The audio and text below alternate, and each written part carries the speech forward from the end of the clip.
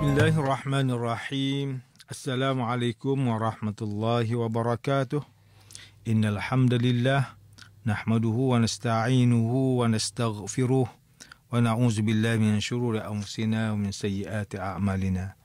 Man yahdihillahu fala mudilla lahu wa man yudlil fala hadiya lahu.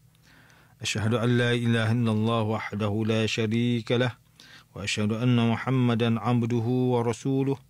Allahumma salli wa sallim ala sayyidina Muhammad wa ala alihi wa ashabihi wa tabi'in wa man tabi'ahum bi ihsanin ila yaumiddin. A'udzu billahi minasyaitonir rajim. Ya ayyuhalladzina amanu taqullaha haqqa tuqatih wa la tamutunna illa wa antum muslimun. Amma ba'd.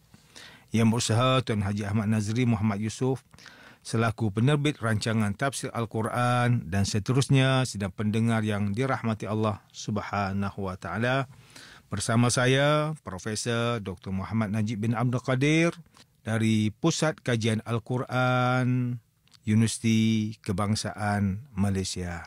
Alhamdulillah, pertamanya malah kita sama-sama rafakkan kesyukuran kita ke hadrat Allah Subhanahu wa taala di atas segala nikmat kurniaan dan rezekinya yang tidak ternilai.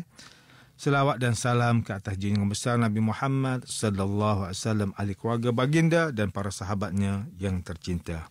Tuan-tuan, puan-puan, para pendengar yang dirahmati Allah Subhanahu wa taala. Pada hari ini kita akan menyambung kembali rancangan tafsir Al-Quran bagi siri ke-44.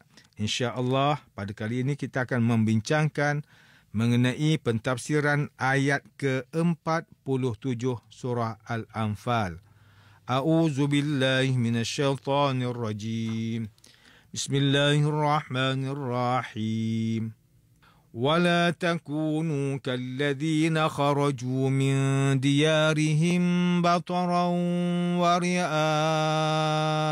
الناس ويصدون عن سبيل الله والله بما يعملون محيط.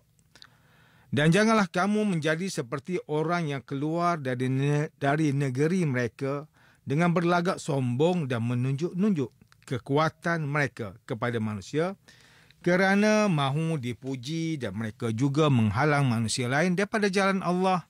Sesungguhnya Allah Maha meliputi pengetahuannya terhadap apa yang mereka lakukan.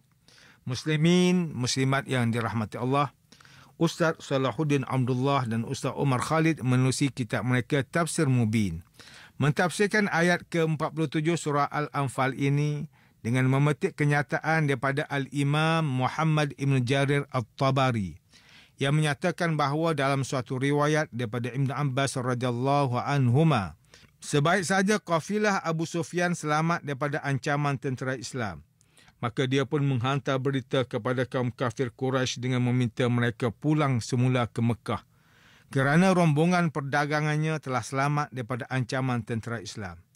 Tetapi Abu Jahal memberikan jawapan dengan berkata, "Demi Allah, kita tidak akan balik ke Mekah kecuali selepas kita dapat menakluki pihak musuh, iaitu tentera Islam, dan menang dalam peperangan ini.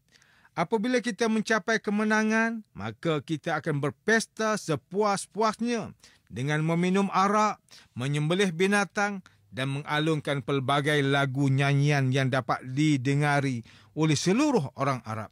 Semoga dengan cara itu, orang Arab akan berasa takut kepada kita selama-lamanya dan kita juga akan mendapat pujian."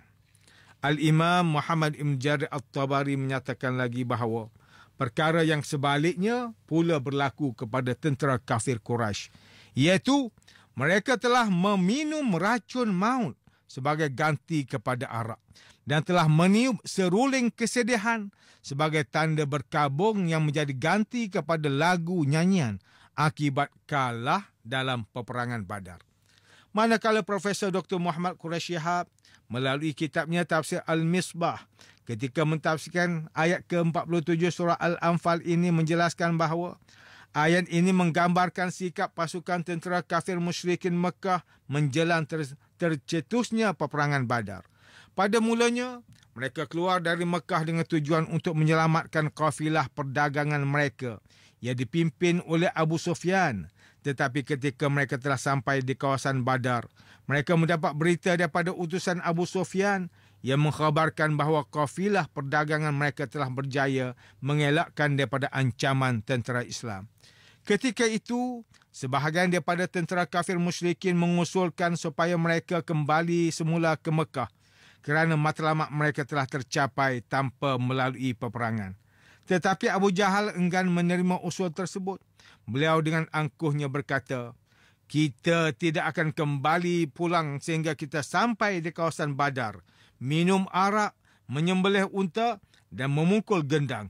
Biar orang Arab di kawasan sekitar mengetahui kehebatan kita. Tetapi harapan Abu Jahal itu berlaku sebaliknya. Mereka minum pahitnya kekalahan. Mereka tidak disambut dengan lagu nyanyian, tetapi disambut dengan tangisan. Mereka tidak menyembelih unta, tetapi leher pemimpin mereka dipancung oleh tentera Islam. Demikianlah balasannya akibat daripada sikap sombong dan angkuh mereka. Ayat ini melarang orang Islam daripada mengikuti perbuatan orang kafir. Maksudnya ialah jangan pergi ke medan peperangan dalam keadaan sombong dan berbangga-bangga dengan harta benda dan hiasan dunia yang dimiliki. Jangan menghalang manusia daripada jalan Allah, sama ada melalui ucapan maupun perbuatan yang bertentangan nilai takwa. Ini kerana semua perbuatan tersebut akan memadamkan cahaya iman di dalam hati dan melemahkan diri sehingga mengakibatkan kalah dan binasa.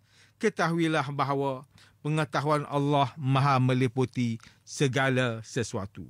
Sidang pendengar yang dimuliakan, demikianlah tafsir bagi ayat ke-47 surah Al-Anfal. Menurut pentafsiran oleh para ulama, ayat ke-47 surah Al-Anfal ini menegaskan kepada kita supaya jangan menjadi seperti orang kafir yang memusuhi Islam, di mana mereka berkelakuan sombong dan menunjuk kelebihan mereka kepada manusia lain kerana mahu dipuji. Bahkan mereka juga menghalang manusia lain daripada jalan Allah Subhanahu Wa Taala. Sesungguhnya Allah maha meliputi pengetahuannya terhadap apa yang manusia lakukan. Tuan-tuan dan puan-puan yang dirahmati Allah, ayat ke-47 surah Al-Anfal ini memberikan pengajaran kepada kita supaya tidak berkelakuan sombong dan menunjuk-nunjuk kelebihan, kekayaan dan kemewahan yang dimiliki kepada orang lain, hanya semata-mata mengharapkan pujian dan sanjungan manusia. Ini kerana sebaliknya, perbuatan tersebut akan mengundang kemarahan, kebencian, perasaan dengki dan dendam manusia lain. Seterusnya timbul sifat permusuhan dan perbuatan khianat seperti mencuri, merompak, mencolek dan merosakkan harta benda serta kemewahan yang dimiliki oleh orang bersikap sombong dan menunjuk-nunjuk. Bahkan Allah Subhanahu Wa Taala juga tidak menyukai orang yang mempunyai sikap buruk ini. Allah Subhanahu Wa Taala berfirman dalam surah Luqman ayat ke-18, "Wala tusa'ir khaddaka lin-nas wala tamshi fil ardi maraha innallaha la yuhibbu kulla mukhtalin fakhur." Dan janganlah kamu memalingkan muka kerana memandang rendah kepada manusia lain. Dan janganlah kamu berjalan di atas muka bumi ini dengan berlagak sombong. Sesungguhnya Allah tidak suka kepada orang yang sombong lagi membanggakan diri. Dalam sebuah hadis riwayat Imam Muslim, Rasulullah sallallahu alaihi wasallam bersabda, "La yadkhulul jannata man kana fi qalbihi misqala dzarratin min kibr." Qala rajul, "Inna ar-rajula yuhibbu an yakuna thawbuhu hasana wa na'luhu hasana." Qal, "Inna Allaha jamilun yuhibbul jamal. Al-kibru batarul haqqi wa ghamtun nas." Tidak akan masuk ke dalam syurga bagi orang yang mempunyai sifat sombong seberat biji sawi di dalam hatinya. Lalu seorang lelaki berkata kepada Rasulullah sallallahu alaihi wasallam, "Sesungguhnya seseorang manusia itu suka apabila baju dan kasutnya bagus." Lantas baginda pun bersabda, "Sesungguhnya Allah itu cantik dan dia juga menyukai kecantikan." Manakala sifat sombong itu ialah menolak kebenaran dan merendah-rendahkan manusia lain. Hadis riwayat Imam Muslim. Dalam sebuah hadis yang lain, Rasulullah sallallahu alaihi wasallam bersabda, "Ala ukhbirukum bi ahlin nar?" Qalu bala. Qal kullu utullin jawazin mustakbir. Adakah kamu semua mahu aku beritahu mengenai penduduk neraka? Para sahabat pun menjawab, sudah tentu wahai Rasulullah. Maka baginda sallallahu alaihi wasallam bersabda, mereka semua ialah orang yang keras, lagi kasar sifatnya, tamak, lagi rakus dan berlagak sombong. Hadis riwayat Imam Al-Bukhari.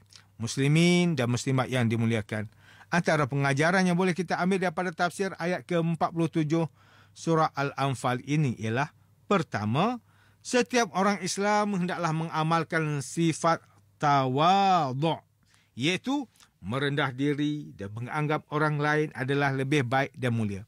Ini kerana sifat tawadhu' ialah sifat mahmudah, iaitu sifat yang terpuji dalam Islam.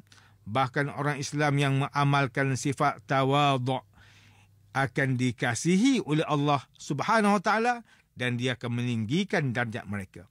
Kedua, jangan sesekali mengikuti sifat orang kafir yang memusuhi Islam, di mana mereka bersikap sombong dan menunjuk-nunjuk kelebihan yang ada pada diri mereka, hanya semata-mata mahu menagih pujian dan sanjungan manusia. Ini kerana perbuatan tersebut akan mengundang kemarahan, kebencian, perasaan dengki dan dendam manusia lain. Bahkan Allah Subhanahu Wa Taala juga tidak menyukai orang yang mempunyai sifat yang keji ini. Sidang pendengar yang dirahmati Allah, sekian sahaja rancangan tafsir Al-Quran pada hari ini. Semoga kita semua mendapat manfaat daripada perbincangan ilmu ini. Insya-Allah, mudah-mudahan kita akan bertemu lagi pada siri rancangan tafsir Al-Quran yang akan datang. Wabillahi taufiq wal hidayah. Wassalamualaikum warahmatullahi wabarakatuh.